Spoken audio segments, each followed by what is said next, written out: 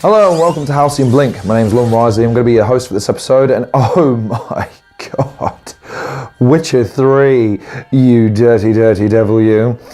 Witcher 3, oh my god, what a game. This is, if I could redo my top 5 games list, I'd put this in there, and it would rival number 1. It really is that good, it's really good. Have you played it? You should go play it. You should go download the DLC as well. I bought the DLC. Do you know how much I paid for this game? I paid £15 for it. For all of it, including the DLC. And my God, it might be the best £15 I've ever spent. This game, considering it was released around about the same time as GTA 5, with a third of the budget, with a third of the team, with even less fanfare behind it, and with only 2 games preceding it, I can't emphasize enough just how well this game delivered. This game, graphically, in terms of its aesthetic qualities, of its sound design and music, how tactile it feels, how fun it is to play, how deep it is, how much there is to do, how good the story is in terms of the world and how engrossing it is and how much there is to do and collect and customize.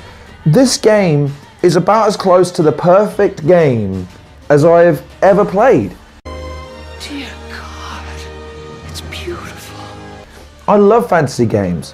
I love games with boobs. I love games with a strong protagonist. I love games with story that has ramifications and makes you think about the things you're going to do before you do them, rather than just saying, I'm going to do the good thing, I'm going to do the nice thing. Well, are you sure you want to do the nice thing? Are you sure about that? There might be ramifications and consequences down the line that you've not thought about yet. Yeah, I'm sure. Ha! You made the wrong decision. Loved it. But why? Someone tell me why, damn it! Geralt as a protagonist was absolutely fantastic because you don't create your own character, you roleplay as Geralt. And that's an important distinction to make between a normal role-playing experience that most games try to put forward, like Mass Effect for instance these days, as opposed to Geralt, who has his own sensibilities and characteristics that you choose from and would still keep with his character to a degree. There's no Paragon or Renegade system or anything like that, so everything you do just has influence on the world. It doesn't shade you as one thing or another. You are Geralt. Now, in terms of the combat in this game is tremendously deep and tremendously varied. I enjoyed it more as I got better. At first it was a tremendously frustrating experience because it almost feels like a button masher. Just tap, tap, tap, tap, tap, heavy, heavy, light. But the more you get invested in the mechanics, the complexities and the depth of it's Dark Souls-ish. That's the best I can put it. And I'm not a good Dark Souls player. I want to just charge and swipe. Sometimes you have to pick your moments. Sometimes you have to be patient. Sometimes you have to employ tactics. And this game forces you to do that. Even on the easier difficulties, which is what I need to put it down to difficulty level.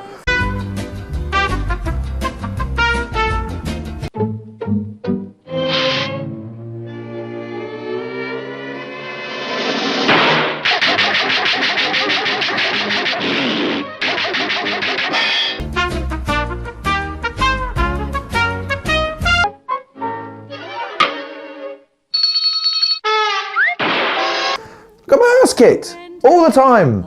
All the time you come across a character or a being that was levels and levels ahead of you. Do you stand and fight it? Yeah, of course. Died. Every time. Died. Until you learn. Put the marker there. Come back later. He's not going to get any stronger. Just come back later. It's okay. It's okay. It's okay. You can do it! Cut his head off! So immediately the combat had me hooked. Now, I'd never played a Witcher game before this one, so the story eluded me to a certain degree. And again, the more I got invested in the story, the more I cared. And what I think is the best compliment I could pay to the story of this game is at no point as a new fan did I feel alienated by the fact that I'd missed the first 2 games. The game never treated me like an idiot for not knowing, but never had the audacity to assume I knew. It balanced the two perfectly, absolutely fantastically. And in terms of the characters, they were all engrossing. I didn't find any one of them particularly annoying or over the top.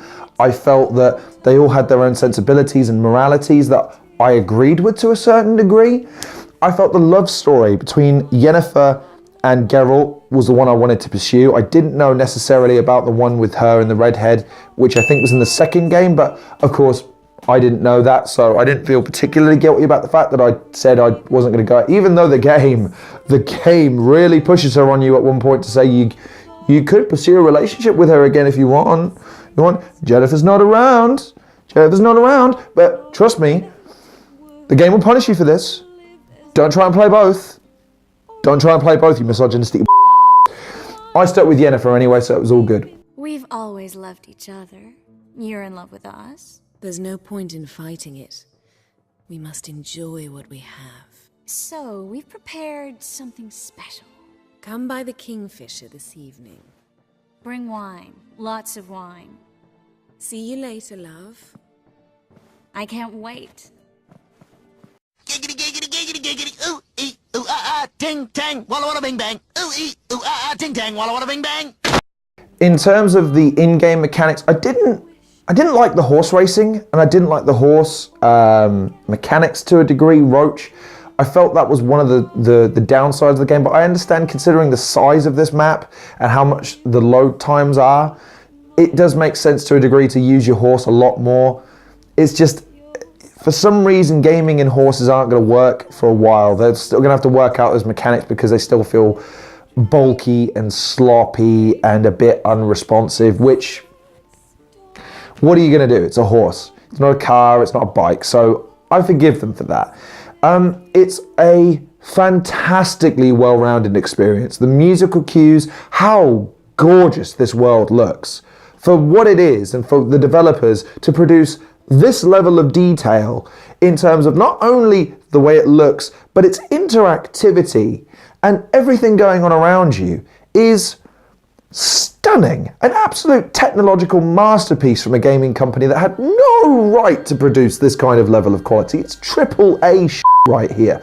And what's better still, the best compliment you could ever play a game is you get to the end of the story, you still feel satisfied, you still feel satiated, but I want more. More, more, more.